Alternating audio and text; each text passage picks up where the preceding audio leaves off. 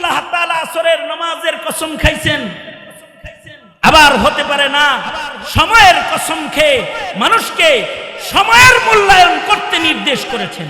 হে মানুষ, তোমরা তোমাদের হায়াতের মূল্যায়ন করো।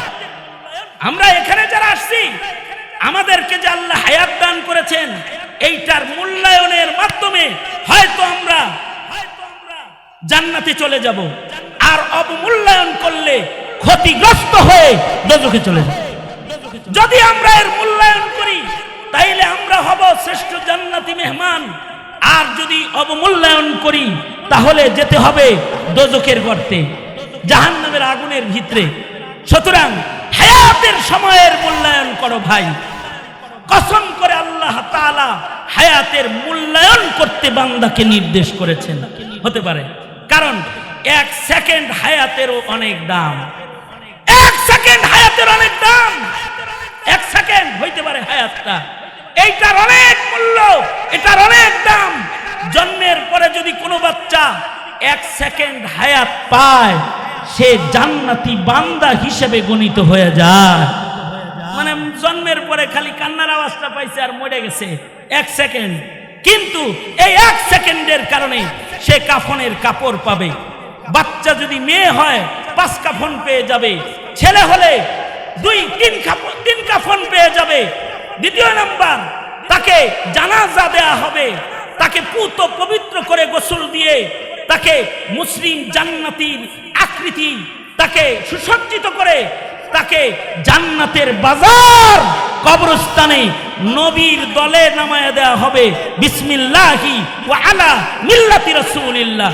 বিনিময়ে মাত্র একটা কান্নার আওয়াজ, এক সেকেন্ডের একটা হায়াত।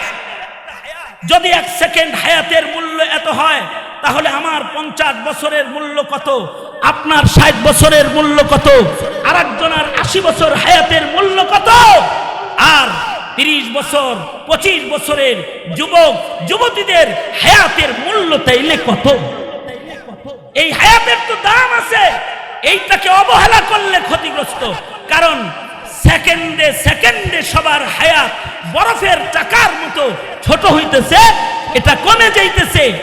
জীবন ক্যাপিটাল, আখিরাত বাণিজ্যের মূলধন সেকেন্ডে সেকেন্ডে ছোট হইতেছে, আমাদের হায়াত কমতেছে। যদি অবহেলা করি তাহলে হঠাৎ করে আজরাইল সামনে আসবে আর বাণিজ্য করার রাস্তা ভেঙে যাবে। হায়াতের মূল্যায়ন করো। আল্লাহ তাআলা কসম করে সকলকে হায়াতের মূল্যায়ন করতে বলেছেন।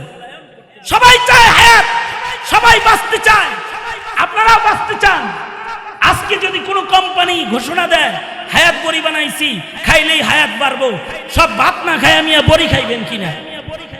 হায়াতের এত মূল্য, হায়াত এত আকর্ষণীয়।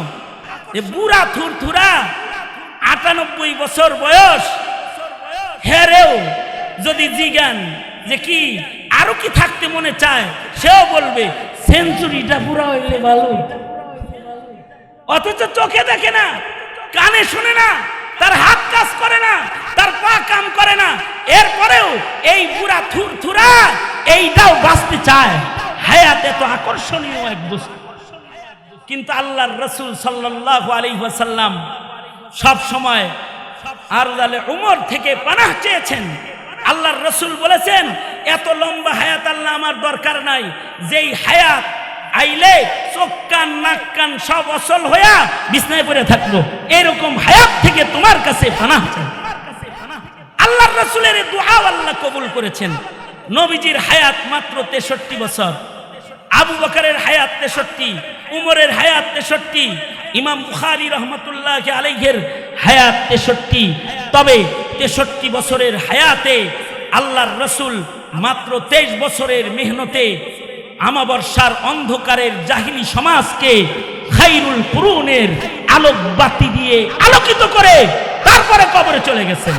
মাত্র 23 বছর, 23 বছরে সারা দুনিয়া আলোকিত করে গেছেন। হায়াত বড় আলোকিত, হায়াত বড় দামি হায়াত, যে এই হায়াতের দ্বারায় সারা দুনিয়ায় একাত্মবাদ খোদার হুকুমতকে কায়েম করার রাস্তা আল্লাহর রাসূল তৈরি করে গেছেন। মাত্র 23 বছরের হায়াতে, বেশি সময় লাগে নাই। আমাদের আকাবিররা তো কেউ কাজের হায়াত পাইছে মাত্র 14 বছর। ইমাম নববী লেখাপড়ার পরে 14 বছর মাত্র কাজ করার সময় পেয়েছে। এমন কোনো বিষয় নাই যে বিষয়ে তিনি কিতাব লেখে নাই। এ কারণে আল্লাহর রাসূল দোয়া করতেন যে হে আল্লাহ, অসল বুড়া মৃত্যুর থেকে তো পানাহ চাই, কিন্তু তোমার কাছে হায়াতে বরকত চাই, বরকতওয়ালা হায়াত চাই। খালি হায়াত হইলেই হায়াত হয় না। কিছু মানুষ আছে হায়াত লম্বা পায়, কিন্তু তারা লানত কামায়, লানত কামায়, লানত কামায়, লানত কামায়। আর কিছু মানুষ আছে বুক টান করে রাজপথে দাঁড়িয়ে আবু সাইদের মতো মরে যায়, কিন্তু তারা জাতির কাছ থেকে রহমতের দুয়ার খুলে, তারপরে দুয়ার দুয়ার খুলে চলে যায় যে জাতি তাদের মাগফিরাতের দোয়ায় ব্যস্ত রয়। কোরআনের আয়াত যদি কোরআনের মাহফিলে পড়া হয়, আবু সাইদ মুগ্ধদের নামও কোরআনের মাহফিলে উচ্চারিত হয়, শুধুই মাত্র ত্যাগী হায়াত হওয়ার কারণে। এ সত্যের পক্ষে কথা বলার হায়াত, এই হায়াত অল্পে শেষ হয়ে গেছে, কিন্তু নাম মানব হৃদয়ে স্বর্ণাক্ষরে খচিত হয়ে গেছে। এ কারণে কারোর কারোর হায়াত তো জ্বলে যায়, এই হায়াত দিয়েও তাদের আখিরাত বাণিজ্য নষ্ট হয়ে যায়।